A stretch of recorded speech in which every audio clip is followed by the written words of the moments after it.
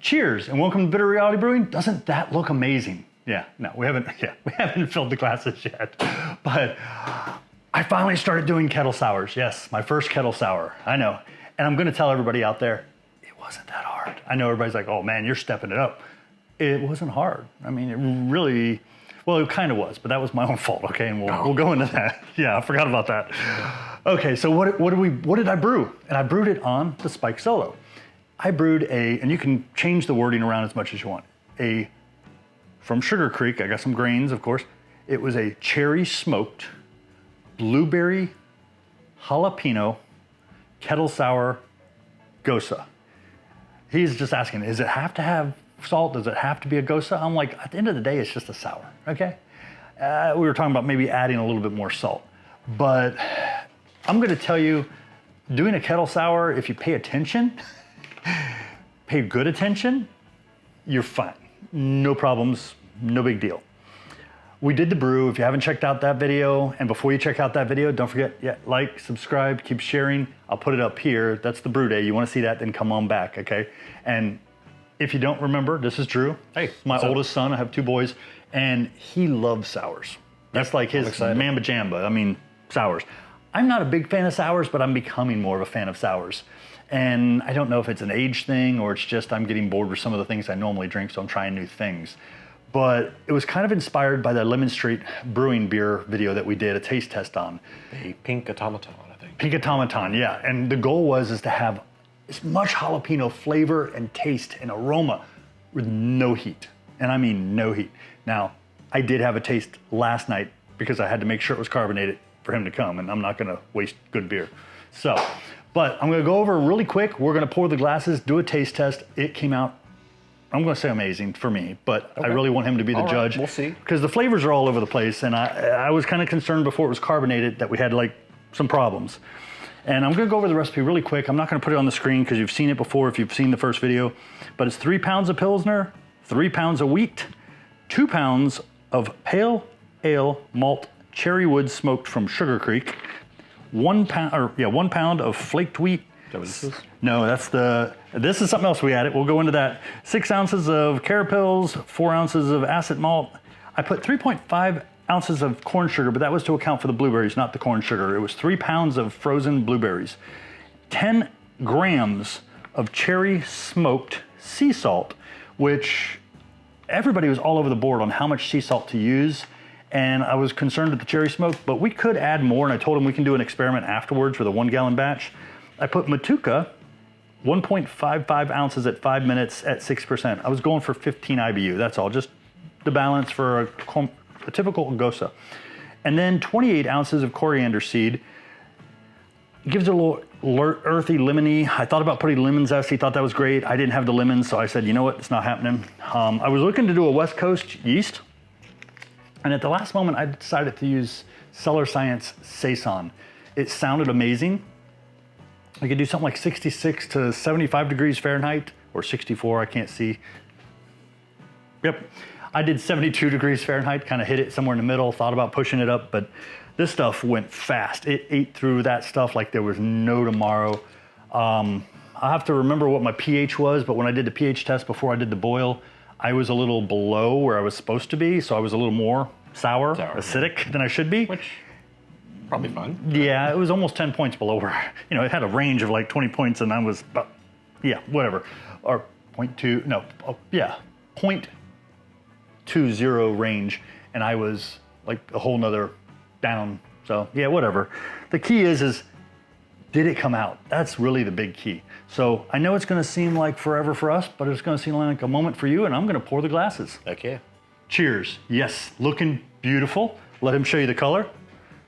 Get your phone, I'll let you get your phone out real quick. But it doesn't, I mean, it's not clarified like you said before. Yeah, I didn't put any CharlesFarm, I didn't put any gelatin, nothing. I'm not so sure that helps too much, but... Yeah, it's very red, very pinkish red. You can tell there's lots of blueberry. Yeah, and I screwed up and I, put the lacto whatever bacteria in there, and then I let the temperature get too high and I was pretty sure it was killed. So I went and got Good Belly and did what everybody else does. Poured a little bit of multi-berry Good Belly cultures in there, and yeah, we were good again, and all good. So Okay. it may have impacted the flavor a tiny bit, but I doubt it. You smell my jalapeno? Ooh. Yeah, I do. I think will it's say- stronger than Lemon Street. I will say over time I've liked pepper flavor in my beer less and less. Well, this should have But- no heat. Now I did get It's a not little. about the heat though, it's the pepper flavor. Oh, I got a little tang, and there is some flavor.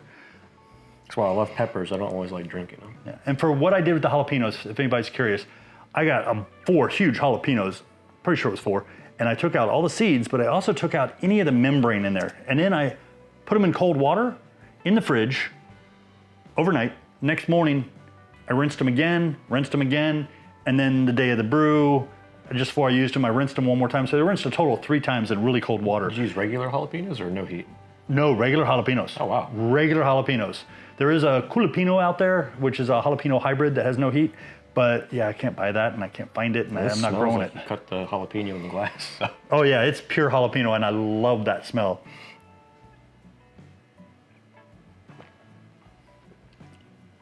I'm gonna get his impressions first. There's a few things I think I'd do a little different, but I'm impressed. I did a good job. Can you improve on it?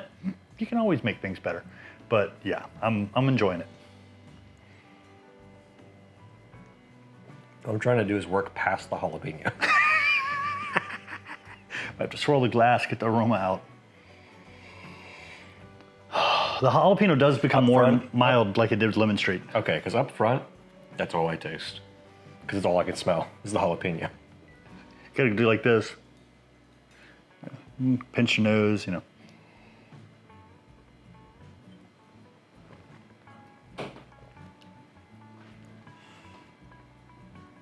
I'm getting more of the blueberry now. It's just, I want to say it's this. I want to say it's this that's making it kind of muddled where I can't tell what it is I'm tasting. what I taste, okay? I thought about adding more. I don't think I'm going to for one major reason. I get jalapeno up front smell. I get jalapeno taste with a little subtle blueberry, and then the blueberry kind of comes in mid drift in the taste, and then it kind of gets, like you said, muddled, a little weird.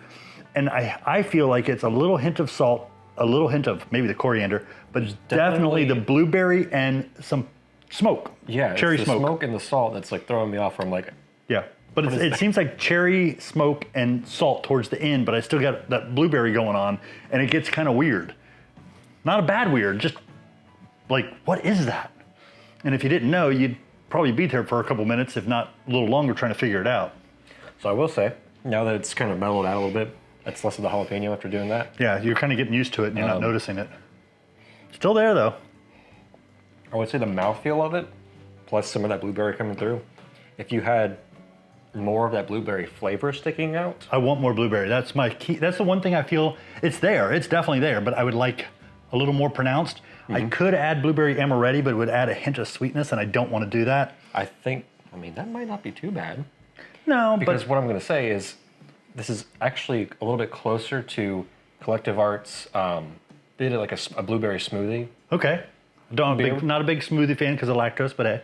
but it was a sour, it's like smoothie with lactose, yeah. But it has that kind of thicker mouthfeel and very strong fruit flavor to it. My theory is if I do 5 pounds of blueberries, I'd be set. If I do a hint of amaretti blueberry, it might bring it a little sweeter.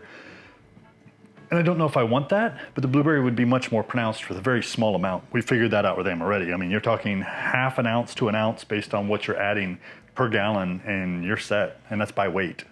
The more I sip it, the more I get blueberry overall. Blueberry, yeah, salt blueberry is and- definitely the base. Yeah, the salt and the smoke start to kind of fade back after a few sips into it. Well, you kind of get used to them a little bit. But I'm going to say huge success. This probably won't last long. He'll probably find a reason to now bring his keg over and get I filled. kept needing to for the Pliny, but yeah, there we go, another reason. Still got a little Pliny left. It's hard to drink that at 8.7. It's amazing, but 8.7, you can only have so many glasses.